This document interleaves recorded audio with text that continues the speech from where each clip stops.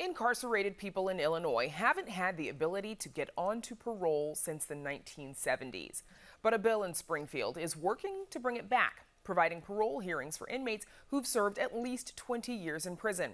Advocates say parole eligibility could provide hope for inmates serving lengthy sentences. Joining us to talk about this are Kevin Blumenberg, a lead organizer with Parole, Illinois, and Tyrone Muhammad, Executive Director with Ex-Cons for Community and Social Change. Thanks to you both for joining us this evening. Tyrone Muhammad, let's start with you, please. We know that you've been working to get parole going since you were incarcerated. Tell me a little bit about the work that you were doing and your push to get the Illinois Department of Corrections to make this happen. Thank you for having us. This is a very important time and subject. From the very moment I entered prison, I understood the injustice of that. It's like here you are with all the accomplishment. In my case, I had earned over 2 associate's degrees, cosmetology certification, horticulture certification, 2 automotive certifications, substance abuse counseling. We helped even start the Education Justice Project for a bachelor's program with the University of Illinois.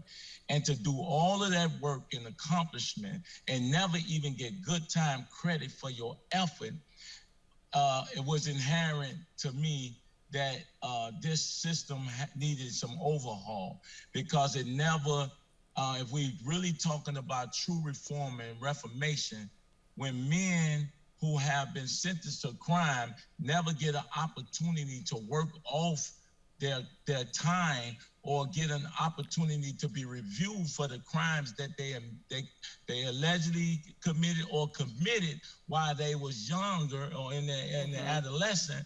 So we had no parole process to determine the aging out process of crime and violence. And Kevin Blumenberg, when you were incarcerated, what did you learn about how not having parole, even as an option, how did that affect the people who are in Illinois prisons?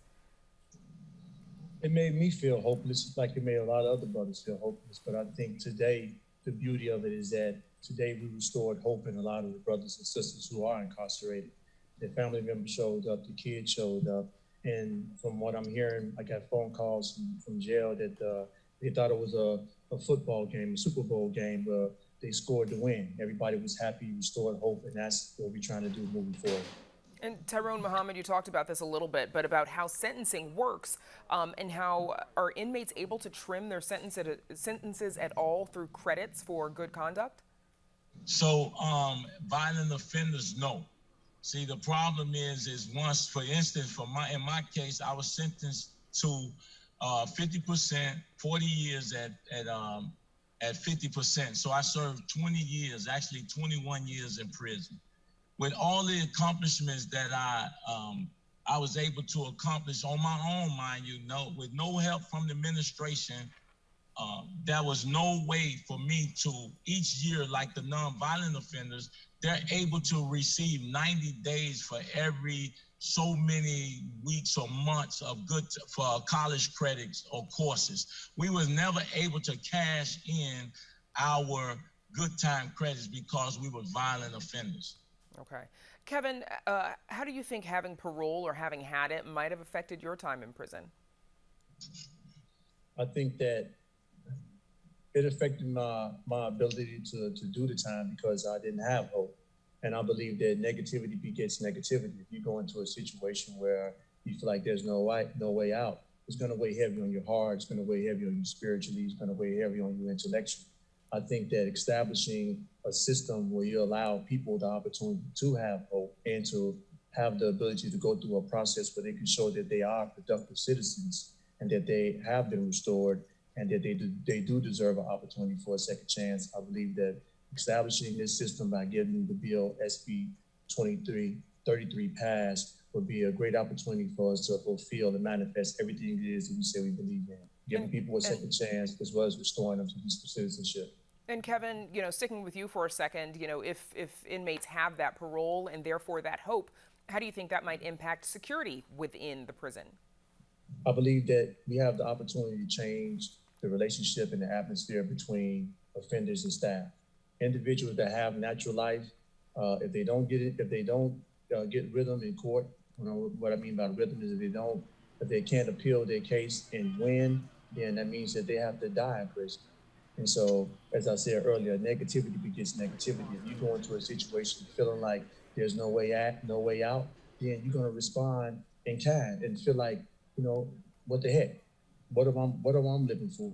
And so you respond in kind. I think that by establishing earned discretionary release with this fair parole system that we're fighting for SB 2333, what it does is it changes the atmosphere and the dynamics of the relationship, because now offenders now have hope. And so because they have hope, they know that they have to respect the process and go through everything that they need to go through in order to make themselves a better person. This then creates an environment with the staff where they don't have to be worried about the individual that feel like they ain't never going home, possibly trying to harm them or do anything to them, because now it's an environment that's geared towards healing. This environment is geared towards restoring people to useful citizenship all the way around. And for Tyrone Muhammad, I know this is something that you've been working on for some years. What is it like to have this bill materialize? Well, listen, I see it this way. Men like Kevin and myself, for instance, for the last 4 years, since I've been released, we've been intricate in reducing violence. Our organization alone, ECCSC, has probably intervened in over 300 shootings, potential shootings or murders. And we also are in the process, we have reduced carjackings as well as shootings in certain areas such as Auburn Gresham. We have a model, we showing the whole, not only have we contributed to society, we are the perfect example that any legislator could use to say, look what happens when you allow men to come home to be of service to the community. It shouldn't be a point where we should only serve time and not give back to society. So we represent those men to prove as living proof to show that men who have served over 20 years, 10 years or more, are men who has a less chance of recidivating and are also contributing members of society, because I employ over 40 ex-cons, and every ex-con that end up in our state, in our station, don't reoffend. So that should be something that's commendable. That shouldn't be anything that's punished. Yeah, I'm sure that's a lot of work for the both of you, and best of luck to the both of you in the work that you do. Kevin Blumenberg and Tyrone Muhammad, thank you for joining us. Thank you for having us. Thank you for having us.